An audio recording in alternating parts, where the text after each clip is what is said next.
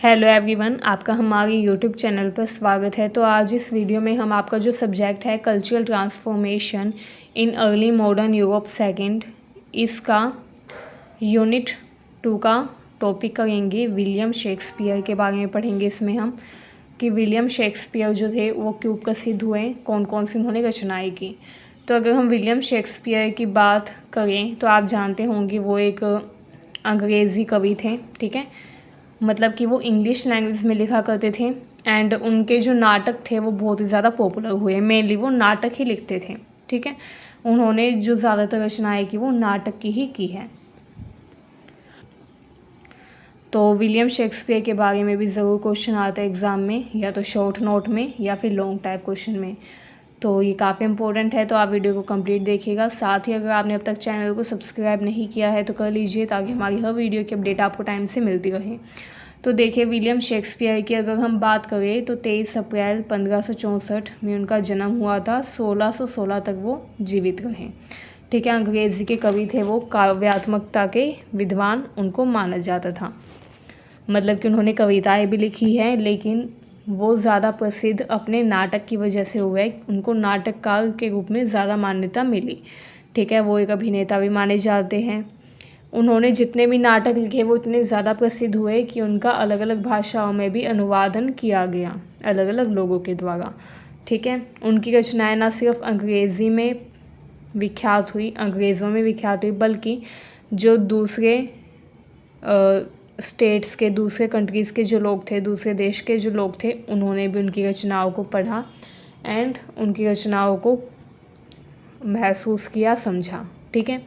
इसके अलावा जो शेक्सपियर थे वो कल्पना के आधार पर लिखते थे एंड इतना अच्छा लिखते थे कि जो पाठक था उसको ये लगता था कि सच में ये चीज़ें घटित हो गई है, ठीक है। इसके अलावा शेक्सपियर जो थे उन्होंने मेनली नाटक तथा कविताएं लिखी, ठीक है। एंड वो नाटक तथा कविताओं के लिए जाने जाते, लेकिन सबसे ज़्यादा जो पॉपुलर हुए थे वो अपने नाटक की वजह से हुए थे, ठीक है। तो उनकी सबसे ज़्यादा बड़ी उपलब्धि नाटक से ही उनको मिली।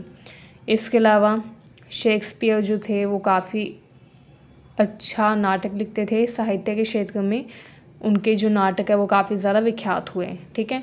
अगर हम विलियम शेक्सपियर के लिखने के समय को देखें या उनके लिखने के टाइम पीरियड को देखें तो विलियम शेक्सपियर जो थे उनकी रचनाओं को 4 अलग अलग अवस्थाओं में बांटा गया है, ठीक है। 4 अलग अलग अवस्थाओं में उनकी रचनाओं को इसलिए बांटा गया है क्योंकि उनकी जो रचनाएं थी वो हर एक चरण में, हर एक अवस्था में और भी ज़्यादा डेवलप होती रही, ठीक है। उनके जो लेखन की पहली अवस्था थी, प्रारंभिक अवस्था थी, जिसमें उन्होंने सिर्फ लिखना शुरू ही किया था, वो प्रयोगात्मक अवस्था थी। इसमें उन्होंने प्रयोग किया कि वो कैसा लिख सकते हैं, ठीक है। तो उन्होंने लिखने की शुरुआत की। इस काल में उनकी जो रचनाएं थी वो प्रयोगात्मक रही, मतलब कि उन्होंने प्रयोग के लिए लिखी। अब अगर हम विलियम शेक्सपियर की प्रारंभिक अवस्था की रचनाओं की बात करें तो इसकी जो प्रसिद्ध रचनाएं थी वो थी the comedy of errors, the 2 gentleman of Verona, Romeo and Juliet, Venus and Adonis. तो ये रचनाएं उन्होंने प्रारंभिक काल में की। अब अगर हम विलियम शेक्सपियर के लिखने की दूसरी अवस्था की बात करें तो विकास क्रम की जो दूसरी अवस्था थी उसमें उन्होंने अनेक रचनाएं लिखी जो कि उन्होंने और भी बेहतरीन तरीके से लिखी। उस समय की जो फेमस रचनाएं थी वो थी a midsummer night dream, the merchant of Venice, ठीक है। तो उन्होंने ये रचनाएं उस समय की।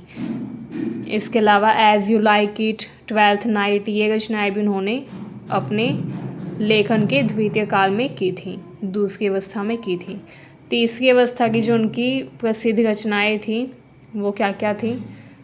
तीसरी अवस्था में जब वो रचनाएं लिख रहे थे तो उनकी जो स्वास्थ्य की हालत थी वो ज़्यादा अच्छी नहीं थी। उनका जो स्वास्थ्य था उस समय ख़राब रहने लग गया था। इसके अलावा पारिवारिक विपत्ति भी थी, तो इस वजह से उन्होंने उस समय दुखांत नाटक लिखे, मतलब कि दुख वाले उन्होंने नाटक लिखे।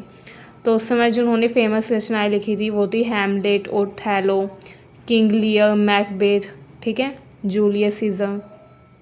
तो ये नाटक उन्होंने लिखे थे जो कि काफ़ी दुख वाले थे। तो तीसरी अवस्था में उन्होंने जो रचनाएं लिखी थी वो उन्होंने काफ़ी दुखों वाली लिखी थी। तो आज के लिए बस इतना ही। अगर आपको वीडियो अच्छी लगी हो तो चैनल को सब्सक्राइब करिए, वीडियो को शेयर करिए। Thank you.